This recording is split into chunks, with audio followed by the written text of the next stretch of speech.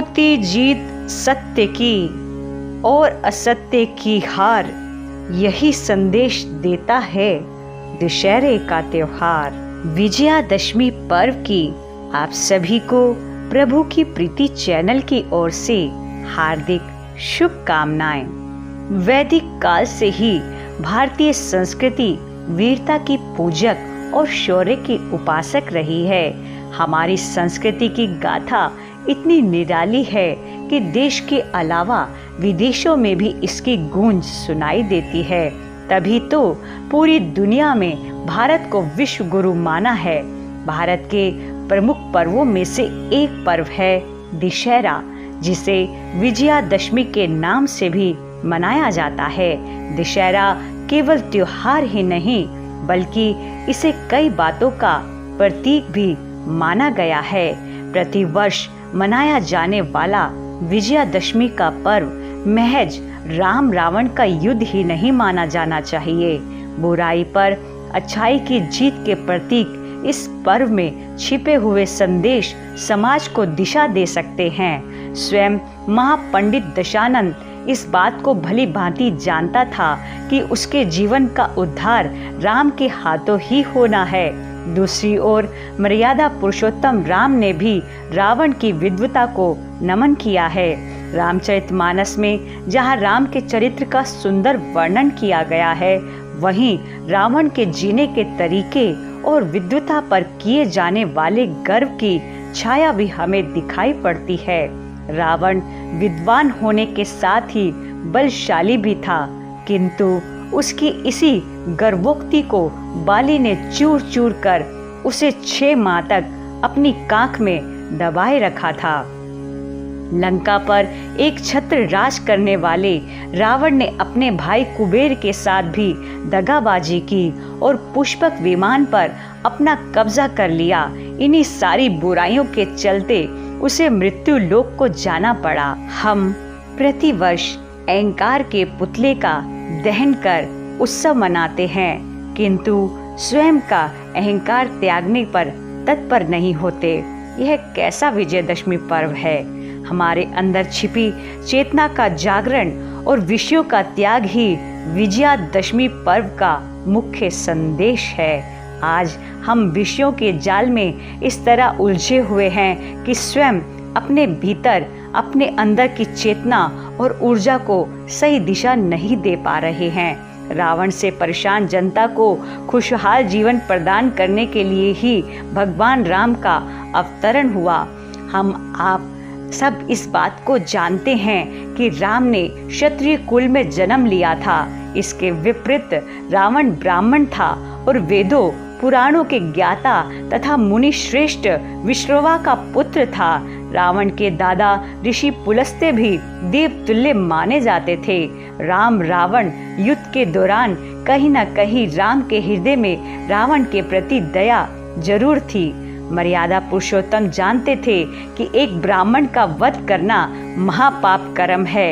यही कारण है कि उन्होंने रावण वध के बाद ब्राह्मण की हत्या के लिए प्रायश्चित भी किया और प्रार्थना की कि उनके इस पाप को जन सामान्य की सुरक्षा के लिए आवश्यक मानते हुए उन्हें ईश्वर इस पाप से मुक्त करे।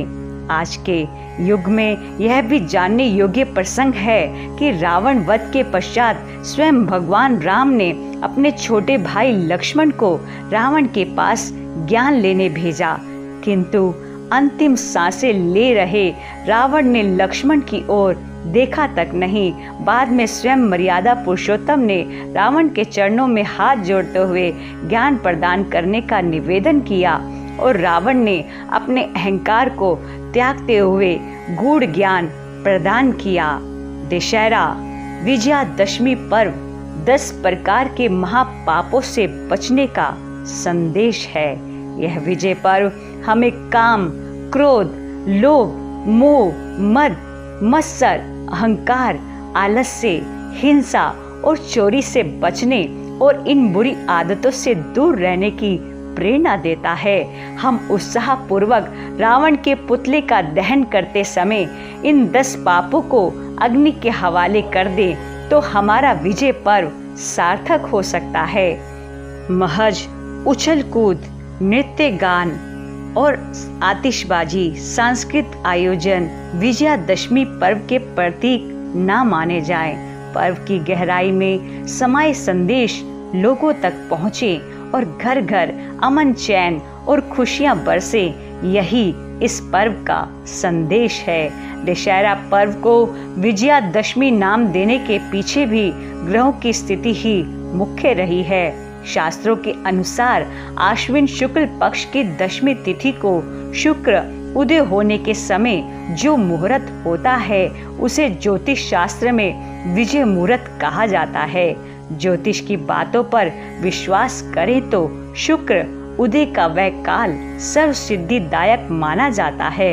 यही कारण है कि दशहरा पर्व विजयादशमी के नाम से जाना जाता है। दशहरे पर्व के पावन दिवस पर सोन पत्ती अथवा शमी वृक्ष की पत्तियां एक दूसरे को आदान प्रदान करने की परंपरा भी लंबे समय से चली आ रही है। इस परंपरा के पीछे एक कथानक छिपा हुआ है। कहते हैं कि भगवान श्री राम लंका गमन के समय जब इस वृक्ष के पास से गुजरे तब इसी शमी वृक्ष ने उनकी विजय का उद्घोष किया था। यह पर्व हमें यह संदेश देता है कि अन्याय और अधर्म का विनाश तो हर हाल में सुनिश्चित है। फिर चाहे आप दुनिया भर की शक्तियों और प्राप्तियों से संपन्न ही क्यों ना हो, अगर आपका आचरण सामाजिक गरिमा या किसी भी व्यक्ति विशेष के प्रति गलत होता है तो आपका विनाश भी तय है। दशहरा यानी न्याय, नैतिकता, सत्य, शांति और विजय का पर्व। लेकिन आज हम इन सभी बातों को भूलकर सिर्फ मनोरंजन तक ही सीमित रखते हैं अपने त्योहारों को। हर युग में अन्याय, अत्याचार और आतंकवाद जैसे कलंक रूपी असुर रहे हैं। हमारा इतिहास गवाह है। त्रेता युग में रावण, मेघनाद, ताड़का आदि, द्वापर युग में कंस, पूतना, दुर्योधन, शकुनी आदि, और आज इस कलयुग में आतंक, भय, अन्याय और आतंकवाद जैसे असुर पनपते रहे हैं और पनपते जा रहे हैं। त्रेता में श्री राम को और द्वापर में श्री कृष्ण को अच्छाई का प्रतीक माना गया है, क्योंकि उन्होंने अपनी इच्छा शक्ति के बल पर अधर्म पे धर्म की विजय प्राप्त की थी। श्री राम और श्री कृष्ण जैसे वीर भी जीवन संघर्ष से वंचित नहीं रह पाए। हम तो सामान्य मनुष्य हैं, फिर हम जीवन संघर्ष से कैसे बच सकते हैं। श्री राम का संपूर्ण जीवन हमें आदर्श और मर्यादा की शिक्षा देता है कि हर व्यक्ति के जीवन में सुख और दुख तो आते जाते रहेंगे, क्योंकि यह तो सृष्टि का अटल नियम है। लेकिन हमें अपना जीवन सब परेशानियों के होते हुए भी हिम्मत और आशा के साथ जीना है, बल्कि इस जीवन को ईश्वर की देन समझकर अपने जीवन को सार्थक बनाना है। श्री राम और रावण दोनों ही शिव के उपासक थे, लेकिन दोनों की व्याख्या अलग अलग क्यों? क्योंकि रावण की साधना और भक्ति स्वार्थ, मान, सत्ता, भोग विलास और समाज को दुख देने हेतु ही थी, लेकिन श्री राम की साधना परोपकार, न्याय, मर्यादा, शांति, सत्य और समाज कल्याण के उद्देश्य हेतु थी।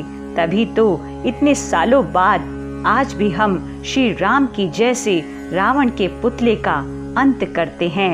दशहरे के इस पावन पर्व पर हम सब यह सोचने के लिए बाध्य हों कि देश और समाज की प्रगति के लिए हम अपनी सभी बुराइयों को भी रावण के पुतले के साथ सदा सदा के लिए जला देंगे और समाज व देश की उन्नति के लिए कार्य करेंगे।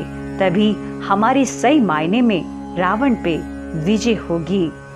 युवा देश का भविष्य है। अगर युवा पीढ़ी अपनी सोच में बदलाव लाएगी तो समाज में बुराई का असुर पूर्ण रूप से समाप्त हो जाएगा। दशहरे के त्योहार के प्रति आदर, सम्मान व प्यार को रखते हुए अपने जीवन को अच्छा बनाने की ओर अग्रसर करेंगे। हमें स्वयं को बदलना है, किसी और को नहीं, क्योंकि हमारे अंदर आया बदलाव दूसरों को स्वयं ही बदलने की ओर प्रेरित कर देगा। इस उम्मीद के साथ कि कम से कम भारत में दशहरे का असली महत्व और अर्थ समझा जाएगा, इस पावन पर्व पर ईश्वर सभी को सत्य, ज्ञान और शक्ति दे। आप सभी को पुनः प्रभु की प्रीति चैनल की ओर से दशहरा पर्व की, विजयादशमी पर्व की हार्दिक शुभकामनाएं, मंगल कामनाएं। जय श्री राम, जय